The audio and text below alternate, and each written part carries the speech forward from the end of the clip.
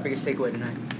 Shoot. The guys played hard, fought. There was not, obviously had a limited roster. I don't know how many we ended up with on the, we rested a lot of guys or didn't play a lot of guys. So just was happy with the way they fought and some guys that might have been their last opportunity to fight. And, but that's not that. Sometimes that's not for just our team. They have 31 other teams to be able to make it. So I was happy with those guys. Nick, what have you learned about constructing the roster that maybe you didn't know before you became head coach? Let the whole process play itself out. Even though if you feel like you early on, you don't have to make any decisions right away. So you just keep letting the evaluation process play itself out. I've been wrong on there's multiple times I'm like, this guy might not be able to make it, and then he keeps developing and he makes it. So just not to be quick to jump to any conclusions and let the whole process play itself out. Sitting here a handful of days away from that final decision-making day, how many tough decisions do you think you guys have to make? Sure, the better the roster, the more tough decisions you're going to have to make, and so we're going to have a bunch of tough ones. Those guys, the guys that are going to end up getting cut, they made it hard on us, and we'll evaluate this tape tonight, and we still have some question marks of who it's going to be. So looking forward to watch this tape, and hopefully some of these guys made it real hard for us. Nick, what was the tape sort of tilt things? Just one game. We've been through a lot. This one game, how much can it tilt? Yeah, I've been on teams that last game the player played himself into it. Austin Eckler comes to mind. Not sure he was going to make it beforehand, and then had a big game at San Francisco back in 2000 and what year was that? 16, 17, and I think it was 17, and made it. So, we're watching everything. So, we'll go back and evaluate this tape and see who popped up on tape. You got to see a lot of Tanner McKee. What maybe surprised you about? It appears like pretty good development. Yeah. I wouldn't say anything surprised me. We drafted him because we liked him, and we liked the accuracy that he showed on tape. We liked the decision making that he showed on tape, and he's continued to show that throughout practice and throughout games. I think he's put 3 good games together, and so it was excited to work with him, and I'm really pleased with how he was this preseason. Very comfortable too. Yeah, he was. We got sacked a bunch at Stanford, and so we were pretty good on the O-line though. So no offense to anybody there, but he felt real comfortable back there. You could definitely see that. What kind of moment do you think that was for Tyreek being able to come home here, jumping right into this, and said he was so relaxed out there playing freely and do it in front of his family and friends? Yeah, really cool. Anytime you can do that in front of your family and friends, awesome. Really nice play on the ball and good return, and that was great.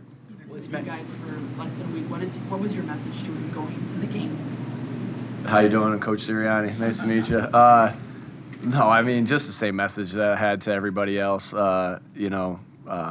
Leave everything out there on the field, and go out there, and if this is your last game, make it one to remember, but don't let it be. Let us all have to have really hard decisions to make, and the rest of the NFL have really hard decisions to make. What happened during practice, and what led to Jason blindsiding that? We won't. That's over, and that's in the past, and we're moving on from that. Was Goodrich's absence injury related, or because you had seen? Yeah, we'll get you all the injury report, which you'll see. Did we see anything there? Okay. Mario. Yeah, we'll get you some of the reports. Devin Allen, obviously he can run the kickoff return, but as a gunner, he seemed to show up, and he hasn't done that a lot. When somebody steps up like that, you had injuries at that position. How important is that? Yeah, Devin's tough, and so he shows his speed a lot, right? And that's when you're as good at track and field as he is. Everyone thinks about the speed, but he has toughness too, and that's why he's able to make those plays on special teams. So and my dad being a former track coach, he's always asking about Devin, and hey, how's Devin doing? And I'm always, hey, he's doing really good. He's not only fast, he's tough, and that's the same thing I always say to my dad, and so like. It was good to get Devin out there and see him making some plays on special teams because the speed's real and the toughness is real. Nick, when you talked about having the guys give you hard decisions to make, and what are the next few days like for the coaching staff when you've got to get the roster cut downs and I'm sure that's hard on you, but yeah, I mean. Yeah, you say, hey, it's so hard on me. It's not as hard on me as the guys that are getting that news. So of course it's hard on me. Of course it's hard that we have to and that we have to do that 40 sometimes. But at the end of the day, we still are able to go on and be on the team, and they're not, and that's hard. That's what's hard for us is that. The guys that have, culture. I said to the guys in there, culture is your daily habits, and some of these guys that, most of these guys that we're going to have to cut have contributed to the culture of the Philadelphia Eagles for the past, 4 months or whatever it has been. With how they've worked, how they've competed every day, how they've held themselves accountable, their growth in football IQ and fundamentals, and so that's always the tough part that. We know we have some special guys in this room and in that locker room and not all those guys are going to be able to be a part of the 2023 season, but that's the life in the NFL.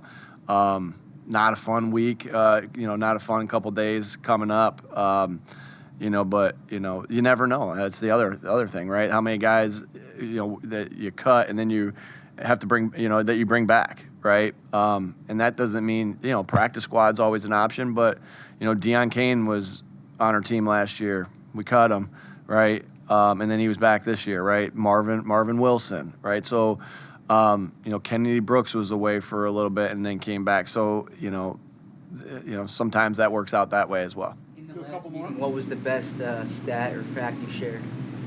As far as their You gave the example about Blankenship last year with the tackles. I think Keeley had something like 31 yards a return on 4 interceptions, and we showed the one in the national championship game of him intercepting the ball and returning it for a touchdown. And I saw some of our Alabama guys kind of look to the back as Jordan Davis and Jalen Carter and